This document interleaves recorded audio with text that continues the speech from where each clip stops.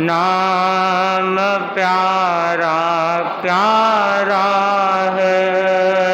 श्री भिक्षु का नाम प्यारा प्यारा है। जय भिक्षु का नाम प्यारा प्यारा। दीपक लाल दुलारे बल्लों के नयन सितारे। दीपक लाल दुलारे बल्लों के नयन सितारे। तेरा पथ के ध्रुव तारे तुम मारवाड़ के प्यारे। तेरा पथ के ध्रुव तारे तुम मारवाड़ के प्यारे। कुल उजियारा है।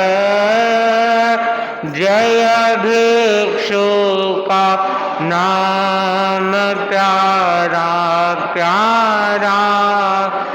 श्री भिक्षु का नाम प्यारा प्यारा है।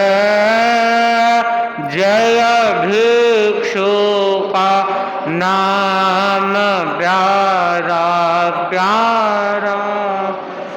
कष्टों से नहीं घबराए समता के फूल बिछाए। कष्टों से नहीं घबराए समता के फूल बिछाए। संयम सरिता में नहाए वे परम तत्व को पाए। संयम सरिता में नहाए वे परम तत्व को पाए। शासन सितारा है। जय भिक्षु का नाम प्यारा प्यारा। श्री भिक्षु का नाम प्यारा प्यारा है। जय भिक्षु का नाम प्यारा प्यारा। कष्टों की अजब कहानी पौरुष की प्रबल निशानी। कष्टों की अजब कहानी पौरुष की प्रबल निशानी। संघर्षों से हार न माने प्रभु आगम के सेनानी। संघर्षों से हार न माने प्रभु आगम के सेनानी। संत वह प्यारा है। जय भिक्षु का नाम प्यारा प्यारा। श्री भिक्षु का नाम प्यारा प्यारा है। जय भिक्षु का नाम प्यारा। समता साधक आचार्य निस्वार्थ परम उपकारी। समता साधक आचार्य निस्वार्थ परम उपकार। जिन शासन परम पुजारी, भक्तों के नैया तारी। जिन शासन परम पुजारी, भक्तों के नैया तारी। स्वाम रखवाला है, जय भिक्षु का नाम प्यारा प्यारा। श्री भिक्षु का नाम प्यारा है, जय भिक्षु का नाम प्यारा प्यारा। तेरा जो सुमिरन करता, जीवन में सद्गुण भरता। तेरा जो सुमिरन करता, जीवन में सद्गुण भरता। संकट से हर पल टलता, भव सागर से वह तरता। संकट से हर पल टलता, भव सागर से वह तरता। संघ का सहारा है, जय भिक्षु का नाम प्यारा प्यारा। श्री भिक्षु का नाम प्यारा प्यारा है, जय भिक्षु का नाम प्यारा प्यारा है। ओम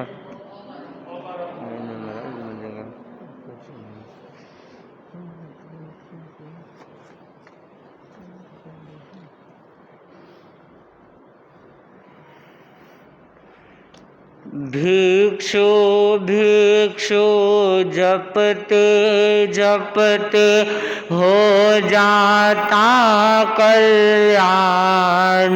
भिक्षु भिक्षु नाम महान, भिक्षु भिक्षु नाम महान।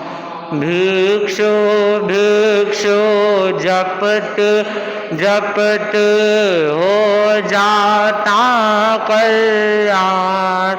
भिक्षु भिक्षु नाम महान, भिक्षु भिक्षु नाम। मरो धरा के लाल दुलारे, उभरे बनकर गण के तारे। मरो धरा के लाल दुलारे, उभरे बनकर गण के तारे। सौंप रहे तुझको पतवारे,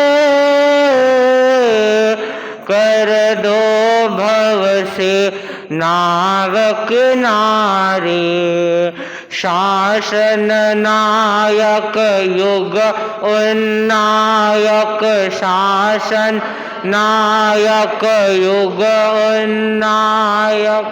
पूर्ण करो अरमान, भिक्षु भिक्षु नाम महान, भिक्षु भिक्षु नाम महान। शुष्क भूमि को सब्ज बनाया, सब्ज बना कर फूल खिलाया। संग संयम झूल को अपनाया, तुमने हमको पथ दिखलाया। पद चिन्हों पर चलन वाल, पद चिन्हों पर चलन वाल, करत निज पहचान। भिक्षु भिक्षु नाम महान, भिक्षु भिक्षु नाम महान। दान दया का पाठ पढ़ाया, धर्म अहिंसा में बतलाया। संघर्षों से नहीं घबराया, जन जन के मन को अति भाया। सत्यशीलक बल पर तुमने, सत्यशीलक बल पर तुमने किया संयम उत्थान। भिक्षु भिक्षु नाम महान, भिक्षु भिक्षु नाम महान। भिक्षु भिक्षु जपते जपते हो जाता कल्याण। भिक्षु भिक्षु नाम महान, भिक्षु भिक्षु नाम। दास्ता के धाम युग प्रधान महातपस्वी आचार्य श्री महाश्रमण जी पावन चरणों में कोटि कोटि वंदन। श्रद्धेय मुनिश्री के पावन चरणों में भावभरा वंदन। मुनिवृंद, उपस्थित समस्त श्रावक श्राविका समाज, प्रातःकालीन प्रवचन क्रम में जागरण सप्ताह चल रहा है। आज का विषय है मनुष्य जीवन दुर्लभ क्यों। एक बुजुर्ग व्यक्ति के घर में चोर घुस आए। बुजुर्ग जाग गया, काफी धन संपत्ति उसके पास में थी। चोरों ने उससे कहा कि तिजोरी की चाबी हमें दे दो, हम आपको नुकसान नहीं पहुंचाएंगे। बुजुर्ग ने कहा, अभी तिजोरी की चाबी आपको कैसे दे सकता हूँ, मेरे जीवन भर की कमाई है और 1 मिनट में ऐसे चाबी दे दूँ तो सारा धनमाल चला जाएगा। तो दूसरे चोर ने धमकाते हुए कहा,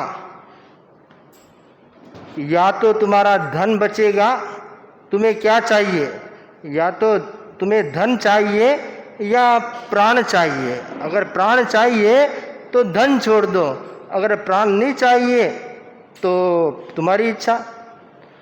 तब वह बुजुर्ग व्यक्ति बोला, तुम चाहे मेरा प्राण ले लो पर मैं धन नहीं छोड़ सकता। अब जब प्राण ले लेंगे तो फिर धन कौन छोड़ेगा, धन भी लेके जाएगा। परंतु धन में मूर्छा के कारण व्यक्ति सम्यक चिंतन नहीं कर पाता है। मूर्छा जहां टूटती है वहां पर सम्यक चिंतन का उदय होता है। जागरण के लिए सम्यक चिंतन चाहिए। जीव अनादिकाल से सोता आ रहा है, मूर्छा की नींद में सोया हुआ है, और मूर्छा की नींद में सोए हुए होने के कारण वह जाग नहीं पाता है, स्वयं के बारे में चिंतन नहीं कर पाता है, मनुष्य जीवन के बारे में चिंतन नहीं कर पाता है। सबसे पहले ये मूर्छा की कारा को तोड़ना होगा। मूर्छा टूटेगी तो व्यक्ति का अभ्युदय हो जाएगा, उसका कल्याण शुरू हो जाएगा। मूर्छा को तोड़ना बहुत मुश्किल है, परंतु असंभव नहीं है। मुश्किल हो सकता है परंतु असंभव नहीं है, बहुत जरूरी है। ये चातुर्मास हमें मिला है तो चातुर्मास मूर्छा की कारा को तोड़ने का अवसर है। मनुष्य जन्म की दुर्लभता को जानने का अवसर है। इस जगत में अनंत अनंत जीव है, अनंत अनंत प्राणी है, और कितने प्रकार का जीवन है। मनुष्य का अपना जीवन है, पशु का अपना जीवन है, पक्षी का अपना जीवन है, कीड़े मकोड़े मक्खी मच्छर उनका अपना जीवन है, देवताओं का अपना जीवन है, नारकी का अपना जीवन है। तो कितने प्रकार के अलग अलग प्रकार से जीवन हो सकते हैं, जीवन पद्धतियां हो सकती है। और मनुष्यों में भी अलग अलग देश की अलग अलग रहन सहन परिवेश और जीवन शैली हो सकती है। मनुष्य जीवन इतने सारे जीवनों को देखने के बाद या चिंतन करने के बाद हमें यह लगता है कि मनुष्य जीवन श्रेष्ठ जीवन है, मूल्यवान जीवन है, कीमती जीवन है। इसलिए मनुष्य जीवन को समझने का प्रयत्न करें। यह मनुष्य जीवन बहुत दुर्लभ है, सहजता से प्राप्त नहीं होता है। हम बहुत सौभाग्यशाली हैं कि अनंत अनंत जीवों की दौड़ में हमारा सिलेक्शन मनुष्य जन्म के लिए हुआ है। इस मनुष्य जन्म में आने के लिए चारों गतियों के जीव लालायित रहते हैं। तिर्यंच भी चाहता है मनुष्य बनूं, नारकी भी चाहता है कि मनुष्य बनूं, देवता भी चाहते हैं मनुष्य बनूं, और मनुष्य तो मनुष्य चाहता ही है कि मैं मनुष्य बना ही रहूं। तो चारों गतियों के जीव चाहते हैं मनुष्य बने, और इतने सारे जब दौड़ में शामिल हो तो उसमें थोड़े से जीव उसमें विजेता बन करके मनुष्य बनते हैं। हम सौभाग्यशाली हैं, हमें मनुष्य का जीवन मिला है, मनुष्य का जन्म मिला है। परंतु इतने मात्र से खुश नहीं हो जाना है कि सोच लिया कि हाँ मनुष्य जन्म मिल गया, बहुत खुश हो गए। अरे ये तो बासी कमाई खा रहे हो, पिछले भाव की कमाई खा रहे हो। वर्तमान को नहीं सुधारा तो भविष्य कैसे सुधर पाएगा। अतीत सुधरा हुआ था इसलिए मनुष्य का जन्म मिल गया, और वर्तमान नहीं सुधरा तो भविष्य कैसे सुधर पाएगा। इसलिए जरूरी है कि मनुष्य जन्म को सुधारे, मनुष्य जन्म को संवारे और मनुष्य जन्म को श्रेष्ठ बनाए, जिससे हमारा भविष्य भी श्रेष्ठ बन सके, संभल सके। उसके लिए जरूरी है कि मनुष्य जीवन की दुर्लभता को समझे। आप सोना चांदी गहने कहाँ रखते हैं? लॉकर में रखते हैं, तिजोरी में रखते हैं, बैंक में रखते हैं, या जहाँ जूते चप्पल खोल देते हैं वहाँ रख देते हैं? नहीं रखते ना, क्योंकि मूल्यवान है, कीमती चीज है, संभाल के रखते हैं, अंदर रखते हैं, कोई गुम न हो जाए, कोई ले नहीं जाए। परंतु हमने इस मनुष्य जीवन रूपी कीमती हीरे को कहाँ रखा है? हम मनुष्य जीवन को किस में बिता रहे हैं? अगर हम मनुष्य जीवन को यूं ही संसार के चक्र में व्यर्थ बिता रहे हैं तो समझना चाहिए कि जूते चप्पल वाली जगह पर मनुष्य जीवन को रख दिया है। अगर मनुष्य जीवन को संभालना है, अच्छी जगह रखना है, तो मनुष्य जीवन को संभालना होगा, संवारना होगा। पिता ने बेटे से कहा कि मैं 3 दिन के लिए बाहर जा रहा हूं, पीछे तुम घर संभाल लेगा क्या? बेटा बोला, पिताजी मैं घर संभाल लूंगा। थोड़ा भोला था, छोटा गांव था। पिताजी ने कहा चोरों का डर है। जाते जाते कहा कि चोरों का बहुत डर है गांव में, तो खिड़की दरवाजे अच्छे से संभाल के रखना। ठीक है पिताजी, ध्यान रखूंगा। पिताजी तो चले गए। घर में बेटा अकेला ही था, परिवार पूरा घिरा हुआ था। उसने सोचा, कि पिताजी ने कहा कि खिड़की दरवाजे संभाल के रखना। उसने सुथार को बुलाया और कहा कि सारे खिड़की दरवाजे खोलकर आंगन में ढेर लगा दो। सुथार को तो आदेश की, उसको तो काम से मतलब था। उसने सारे खिड़की दरवाजे खोलकर आंगन में ढेर लगा दिए। सुबह से शाम हो गई, रात्रि का समय हुआ और उसने उस खिड़की और दरवाजे के ऊपर बिस्तर लगा करके ऊपर सो गया। कि पिताजी ने कहा खिड़की दरवाजे संभाल के रखना। रात को पहले दिन तो कुछ नहीं हुआ, दूसरे दिन चोरों को पता लग गया कि घर तो सुना है, खुला पड़ा है। चोर घुस गए, घर में चोरी हो गई। लोग इकट्ठे हुए। सेठ जी जब आए दूसरे दिन तो सेठ जी ने देखा, लोगों से सुना घर में चोरी हो गई है। तो सेठ जी ने बेटे से पूछा, बेटा तूने क्या किया? कि पिताजी आपने तो कहा था खिड़की दरवाजे संभाल के रखना, ये देख लो आंगन में ढेर लगा हुआ है। चोर भले तिजोरी में से धन ले गए परंतु खिड़की और दरवाजे नहीं ले जा सके हैं। मैंने खिड़की और दरवाजे सब संभाल के रखे, एक भी इधर उधर नहीं होने दिया है। पिताजी सिर पीट के रह गए कि धन माल चला गया तो खिड़की दरवाजे क्या काम आएंगे। खिड़की दरवाजे किस लिए? धन माल की सुरक्षा के लिए है। और वही खिड़की दरवाजे पकड़ के बैठे और धन माल चला गया तो खिड़की दरवाजे क्या काम आएंगे। तो ठीक उसी प्रकार मनुष्य का जो जन्म है वह हीरे के समान है और लोग खिड़की और दरवाजों की सुरक्षा कर रहे हैं और हीरा यूं ही व्यर्थ लोग चुरा कर लेके जा रहे हैं। तो मनुष्य जन्म हमारा व्यर्थ नहीं जाए, मनुष्य जन्म बहुत ही मूल्यवान है। उसके लिए खिड़की दरवाजों को मत संभालो, मनुष्य जन्म तिजोरी को संभालो। अगर तिजोरी संभालोगे तो खिड़की दरवाजे तो और आ जाएंगे, अगर तिजोरी नहीं संभाली तो खिड़की दरवाजे भी बेचने पड़ेंगे। तो बहुत जरूरी है कि हम मनुष्य जन्म रूपी तिजोरी हीरे को संभालें, उसको अच्छे से जीवन जीने का प्रयत्न करें, उसको संवारने का प्रयत्न करें। राग द्वेष कलह निंदा ठारी मारी बुराई उसमें उसको व्यर्थ नहीं गंवाएं। कर्म बंधन होने वाली प्रक्रिया से बचने का प्रयत्न करें, कर्म क्षय करने वाली प्रक्रिया से जुड़े, तभी हमारी चेतना का जागरण हो पाएगा, मूर्छा टूट पाएगी और व्यक्ति इस मनुष्य जन्म रूपी अनमोल हीरे को उसकी सही कीमत और सही मूल्य को पहचान पाएगा। तो बहुत जरूरी है कि हम जागें। बहुत सारे लोग साधु संतों के नाम से भागने लगते हैं। चतुर्मास भागने का अवसर नहीं है, जागने का अवसर है। भागो मत, संतों से भागो मत। संत कोई रस्सी से बांधेंगे नहीं, पकड़ेंगे नहीं। संत तो आपके कल्याण का रास्ता बतलाएंगे, आपकी जो मूर्छा है मूर्छा को तोड़ने का प्रयत्न करेंगे, आपके भीतर जागृति का शंखनाद करने का प्रयत्न करेंगे। इसलिए संतों से घबराओ मत। संतों की शरण में आकर बड़े बड़े पापी तर गए। अर्जुन माली प्रभु महावीर की शरण में आकर के बेड़ा पार हो गया। और भी न जाने चंड कौशिक प्रभु की शरण में आकर उसने अपने पाप धो दिए। तो कितने कितने पापी लोगों ने संतों के चरण में आकर, उनकी शरण में आकर अपना कल्याण किया है। तो संतों के पास आने से, संत वाणी सुनने से, जिन वाणी सुनने से घबराए नहीं, बल्कि दिल खोल कर सुने, कान खोल कर सुने, जिससे भीतर की चेतना का जागरण हो सके और जीव का उद्धार और कल्याण हो सके। इन्हीं मंगल भावनाओं के साथ ओम हर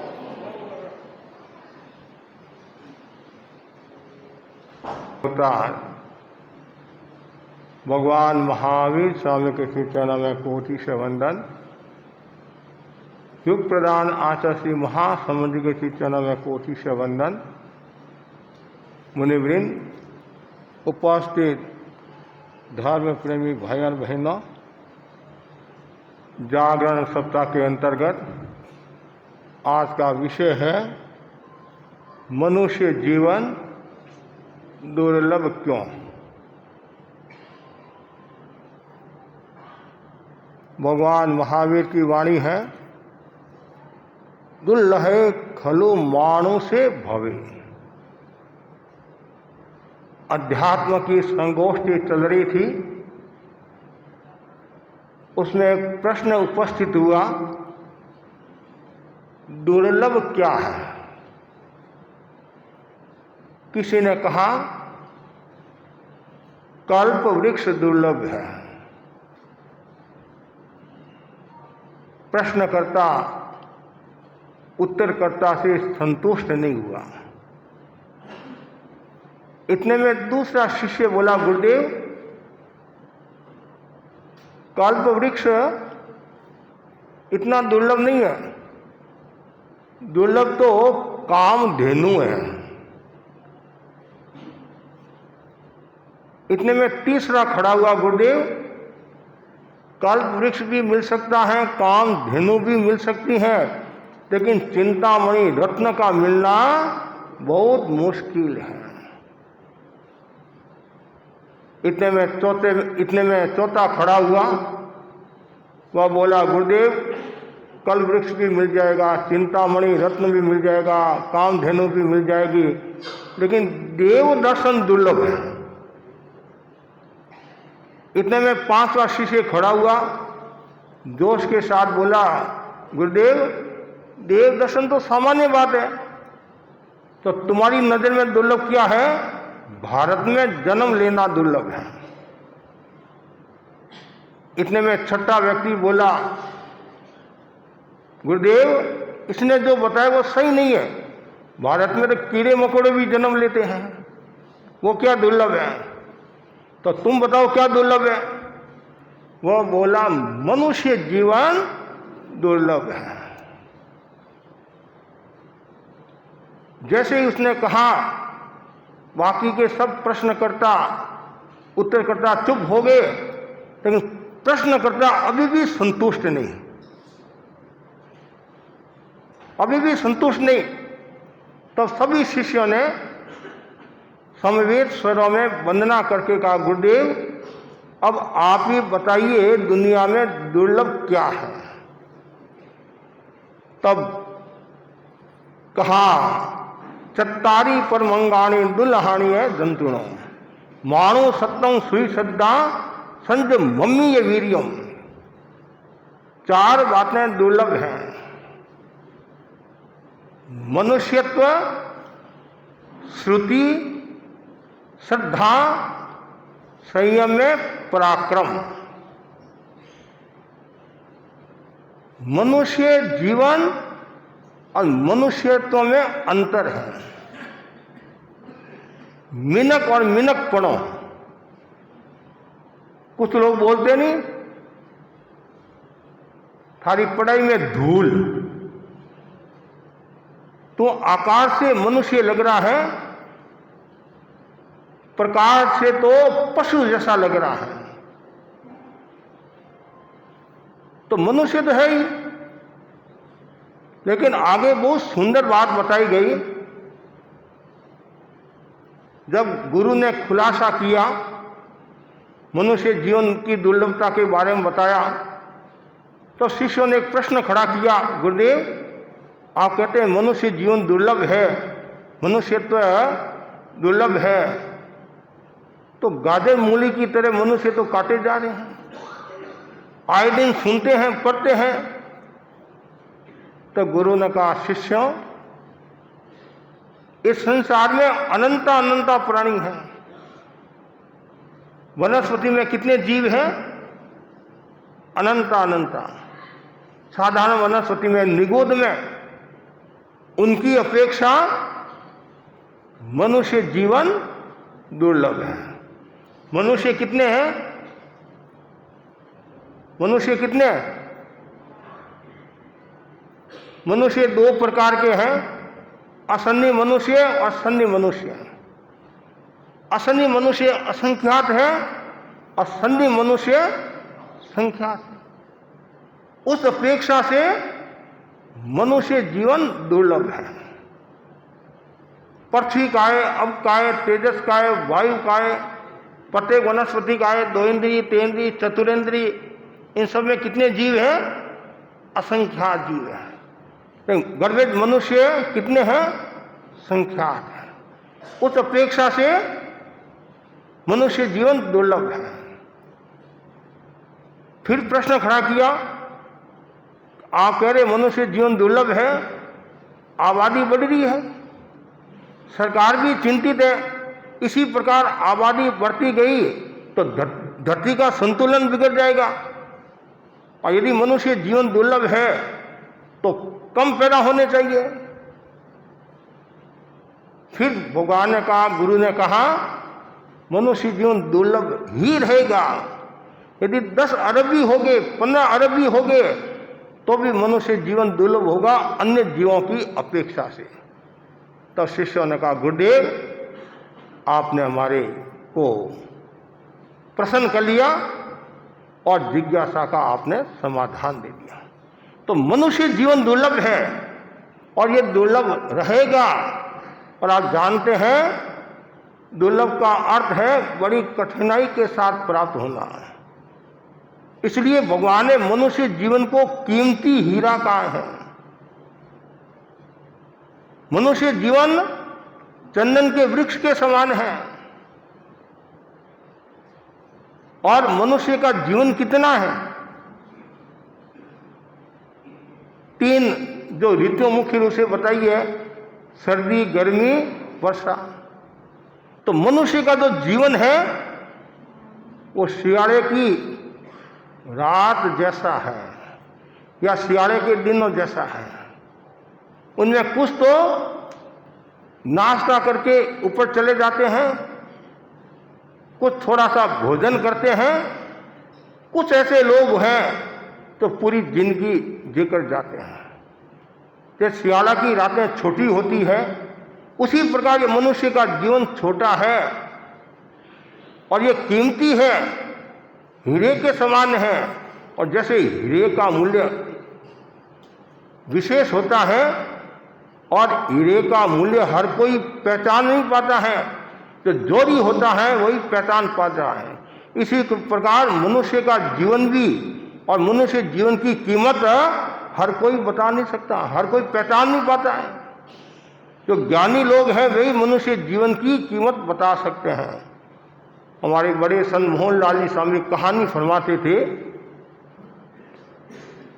ग्वाला बकरियों को लेकर चराने के लिए गया,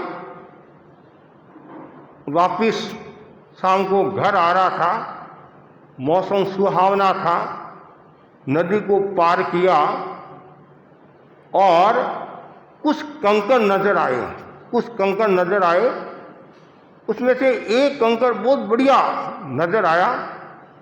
उसने सोचा ये कंकर है, मैं मेरी बकरी के गले में बांध दो ताकि अच्छा लगेगा। उसने उस पत्थर को लिया और गले में बांध दिया और जैसे ही बकरियों को लेकर घर में प्रवेश करता है, अपने गांव में प्रवेश करता है, तो सेठ की दुकान थी और सेठ साहब से वो कहता है, सेठ साहब मौसम बहुत सुहावना है, आज मेरी इच्छा लपसी खाने की हो रही है, लापसी खाने की हो रही है, तो कुछ गुड़ दे दो। सेठ भी थोड़ा अलग ढंग का था, वो बोला तुम्हारे बाप की दुकान है जो ऐसी गुड़ दे दूं?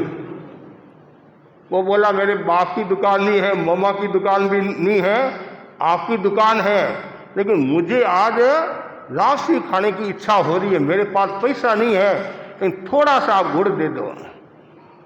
हर व्यक्ति उदार नहीं होते हैं और ऐसे भी दुकानदार ऐसे यदि सबको गुड़ देता रहेगा तो खुद एक दिन गुड़ मांगने लग जाएगा। आखिर सेठ की नजर बकरी पर पड़ी। बकरी के गले में जो कंकर बंधा हुआ था, चमकीला था, अच्छा लग रहा था। उसने सोचा ये कंकर मैं ले लूं, मेरे तराजू के बीच में बांध दूंगा तो अच्छा लगेगा। सेठ बोला ये चमकीला जो पत्थर है ये मेरे को दे दे, इसकी एवरेज में मैं तुम्हारे को गुड़ दे दूंगा। वो तो खुश हो गया, पत्थर में गुड़ मिल रहा है, ऐसे पत्थर तो कल और ले लूंगा। कंकर दे दिया, गुड़ ले लिया, लापसी खा ली उसने, आराम से सो गया। दूसरे दिन सूर्योदय होता है, लोग दुकानें खोलते हैं। सेठ की दुकान के पास मणियारी की दुकान थी, उसने भी अपनी दुकान खोली, इसने भी अपनी दुकान खोली। मणियारी की नजर उस सेठ के तराजू के बीच में वो कंकर पर पड़ी। मणियारी बोला सेठ साहब ये कंकर मेरे को दे दो, चमकीला है, आपके तो ये गुड़ और चीनी की दुकान है और मेरे मणियारी है तो ये चमकेगा तो अच्छा लगेगा और मेरे कमाई होती रहेगी। सेठ बोला मुफ्त में थोड़ी दूंगा, मैंने भी तो गुड़ देकर चमकीला पत्र लिया है, ठीक है तो मैं भी आपको 2 पैसा देता हूं या 25 पैसा ले लो। सेठ ने सोचा 25 पैसा मिल रहे हैं, ले ये कंकर और 25 पैसा ले लिया। इतने में क्या होता है, मेला लगा हुआ था और मेले में तो सब तरह के लोग आते हैं और मनुष्य जीवन भी एक तरह का मेला के समान ही है। मेला में क्या होता है, आता है जाता है, आता है जाता है, तो मनुष्य भी आते हैं जाते हैं, आते हैं जाते हैं।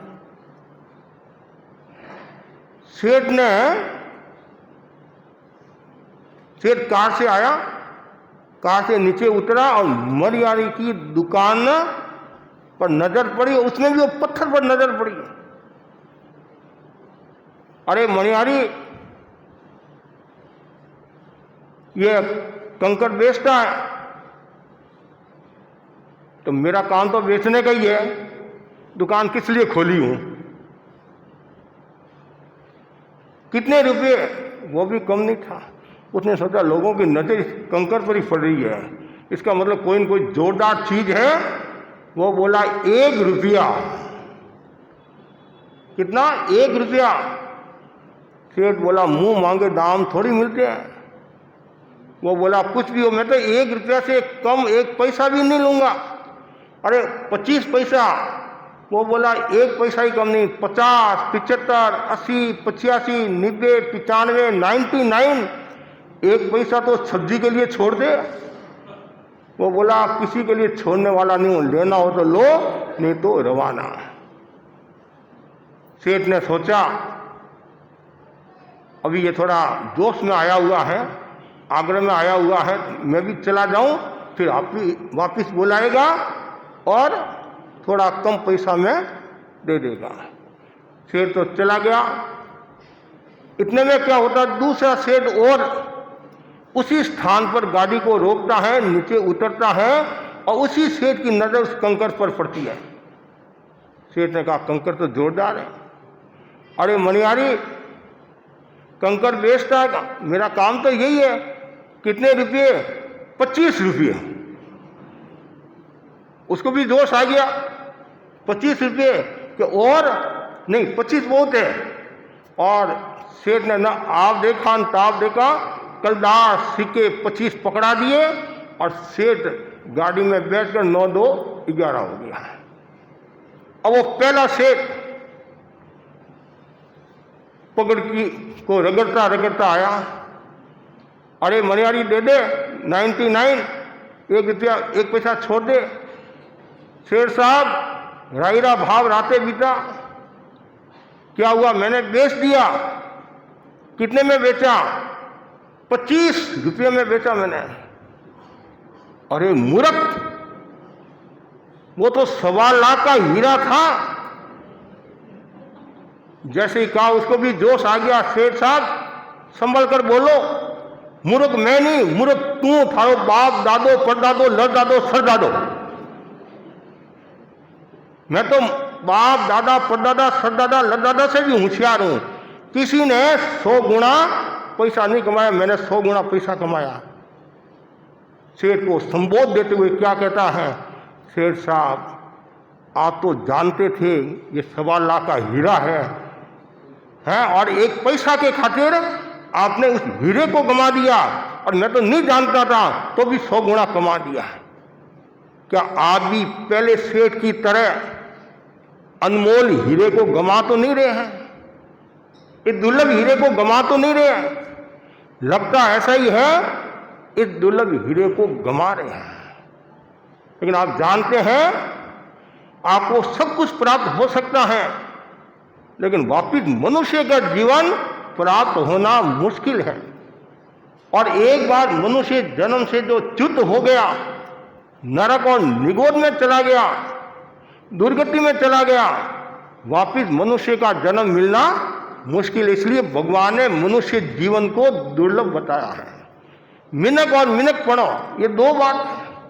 मनुष्य जीवन प्राप्त होना एक बात है और मनुष्यत्व का भाव जगाना दूसरी बात है। और मनुष्यत्व का भाव कब जगेगा? जब आपके भीतर में मानवता का भाव होगा, न्यायप्रियता का भाव होगा, विवेकशीलता का भाव होगा, सदाचार का भाव होगा, मानवीय गुणों का भाव होगा, नैतिकता का भाव होगा, तो समझना चाहिए आपके भीतर में मनुष्यत्व जीवित है। शंकराचार्य ने भी क्या कहा? दुर्लभम मेवेते तद देवानुग्रह हेतुकम मनुष्यत्वं मुमुक्षुत्वं महापुरुषे संश्रय। 3 बातें देवता के अनुग्रह से प्राप्त हुई है। मनुष्यत्व, मुमुक्षुत्व महापुरुषों का संश्रय। ये 3 बातें देवता के अनुग्रह से प्राप्त हुई हैं, ऐसी उनकी अवधारणा है, मान्यता है। तो मनुष्यत्व हमें प्राप्त हुआ है, मनुष्य जीवन प्राप्त हुआ है, तो हमें मनुष्यत्व का विकास करना है। और यदि आपने मनुष्यत्व का विकास कर दिया तो आप आगे बढ़ जाओगे, और विकास नहीं किया तो पीछे आ जाओगे। इसलिए उत्तरायण सूत्र में कहा नहीं, मनुष्य जीवन मूल पूंजी के समान है, मूल पूंजी के समान है। समझदार आदमी क्या करता है, मूल पूंजी को बढ़ाता है, अर्थात देवत्व मोक्ष को प्राप्त होता है। और कुछ ऐसे लोग होते हैं मूल पूंजी को ही गंवा देते हैं, और वो फिर नरक और तिर्यंस में जाते हैं। तो हमें कम से कम, आप यदि ऊंची गति को नहीं जा सकते हैं तो नीची गति में तो नहीं जाए, और यदि आप नीची गति में चले गए तो वापिस ये अनमोल हीरा, ये हीरा मिलना मुश्किल है। मुझे तुलसी ने लिखा नहीं, क्या लिखा, मारे हीरा जड़ियो आंगणियो कोण मेलो, मारे हीरा जड़ियो आंगणियो कोण मेलो, कर गयो रे कतरे सो भर गयो रे, मारे हीरा जड़ियो आंगणियो कोण मेलो। ये अनमोल हीरा मिला है, और ये रत्न जड़ित हीरा मिला है। इसको मेला किसने किया, इसको गंदा किसने किया? प्रदूषण के कारण गंदा हुआ। इस हीरे को दूसरा कोई गंदा करने वाला नहीं है, स्वयं ही हम इसको गंदा करे हैं और इसको साफ करे हैं। जब संतों की संगति मिलती है तो साफ हो जाता है, और शैतान की संगति मिलती है, हिवान की संगति मिलती है, तब यह मेला हो जाता है। अधिकांश तो शैतान और हिवान की संगत में रहते हैं, इंसान और भगवान की संगत में रहने वाले बहुत कम हैं। हमारे भीतर में इंसानियत का भाव जगे तो समझना चाहिए ये दुर्लभ जो हीरा मिला है, जन्म मिला है, इसको हम सफल बना रहे हैं। और ये मनुष्य का जो जीवन है एक चौराहे के समान है। किसके समान है? चौराहे के समान है, 4 रास्ता। उसी प्रकार मनुष्य भी चारों गति में जाता है, एक गति में नहीं जाता है। मनुष्य एक ऐसा प्राणी है सबको राजी रखता है, नरक में भी चला जाता है, स्वर्ग में भी चला जाता है, मनुष्य भी बन जाता है, तिर्यंस में भी चला जाता है, और यहाँ तक कि ऊपर पंचम गति में भी चला जाता है। ये सबको राजी रखता है, जैसा अवसर होता है वैसा काम कर लेता है। लेकिन मनुष्य चौराहे के समान है, लेकिन हमें 4 गति में नहीं रहना है। कहाँ रहना है? ऊपर मोक्ष में जाना है, सिद्ध अवस्था को प्राप्त होना है। लेकिन सिद्ध अवस्था को कब हम प्राप्त होंगे? जब हम कर्मों का क्षय कर लेंगे और मनुष्य जीवन की दुर्लभता को समझेंगे तो ही हम आगे बढ़ सकेंगे। और ऐसा भी कहा जाता है मनुष्य जीवन है, इसकी दुर्लभता के बारे में बताया गया है कि मनुष्य जीवन 1 दिवसीय मैच के समान है, न कि 5 दिवसीय मैच के समान। 1 दिवसीय मैच में क्या होता है? खिलाड़ी खेलने के लिए खड़ा हुआ और खेल रहा है और आउट हो गया, कि वापस खेल सकेगा? नहीं खेल सकेगा। 5 दिवसीय में क्या होता है कि भाई इस बार मैंने शतक नहीं बनाया, तो विराट कोहली सोचता है अगली बार शतक बना दूंगा। पंच दिवसीय में वो संभावना रहती है, लेकिन मनुष्य जीवन है वो एक दिवसीय के समान है। शतक मार दिया तो ठीक, और आउट हो गए तो वापिस ये मनुष्य का जन्म मिलना मुश्किल है। इसलिए इसको दुर्लभ बताया गया है। ये हीरा, इस हीरे को शंकर बनाना है, कंकर नहीं बनाना। लेकिन अधिकांश लोग विलासिता में डूबे हुए हैं, भोग में डूबे हुए हैं, राग देश में डूबे हुए हैं, अनैतिकता में डूबे हुए हैं, बेईमानी में डूबे हुए हैं। इसलिए इस हीरे को गंवा रहे हैं, अनमोल हीरे को गंवा रहे हैं, लेकिन गंवाना नहीं है, इसको सुरक्षित रखना है और साधना करके परम तत्व को प्राप्त होना है। तो इसलिए बार बार भावना भाव, मेरा वह दिन आए कि मैं संपूर्ण कर्मों का क्षय करके इस दुर्लभ मनुष्य जीवन को साकार बनाऊं, सार्थक करूं। और यदि आपने मनुष्य जीवन को सफल बना दिया तो आपका जीवन धन्य धन्य हो गया। और यदि आपने मनुष्य जीवन को सार्थक नहीं बनाया और इस मनुष्य जीवन की दुर्लभता को नहीं समझा, तो आप उस धनवान की तरह भटकते रहोगे। कौन सा धनवान? एक अंधा आदमी घूमता घूमता जंगल में आ गया, जंगल में आ गया। अब अंधा था, उसको गांव में जाना था, लेकिन कोई रास्ता बताने वाला नहीं था। उसने आवाज दी, भाई सुनो सुनो सुनो। एक गवाला आया, बोलो भाई क्या बात है कि मैं रास्ता, पहले तो गवाले ने पूछा तुम्हारे साथ में कोई था? नहीं, साथ में तो था, अब मैं अकेला रह गया हूं, मेरे को रास्ता बता दो, मैं मेरे गांव चला जाऊं। ग्वाला बोला मेरे पास में इतना टाइम तो है नहीं है कि मैं तुम्हारे को गांव पहुंचा दूं, कि वो जो परकोटा था नहीं, वो 84 कोस का, कहते नहीं 84 है, 84 लाख कोस का था। कितना?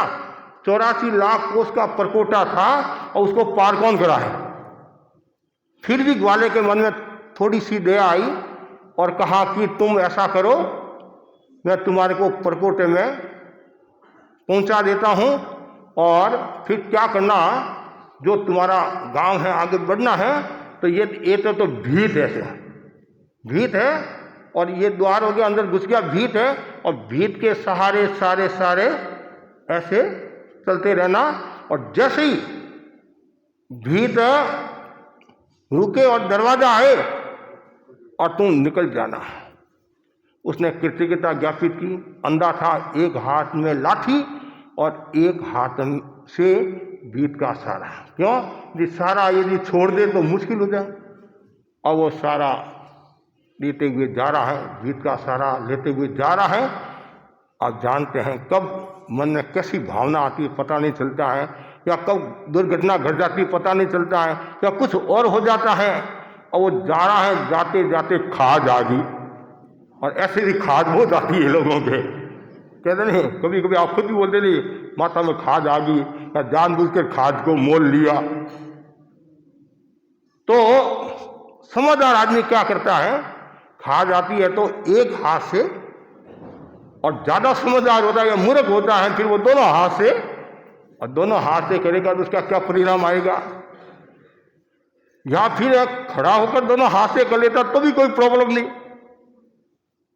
और उसने क्या, खाद आई तो भीत के सारे चल रहा था, मतलब हाथ उसको भी ऐसे करने लग गया, और लाठी वाला हाथ से भी ऐसे करने लग गया, और चल रहा है।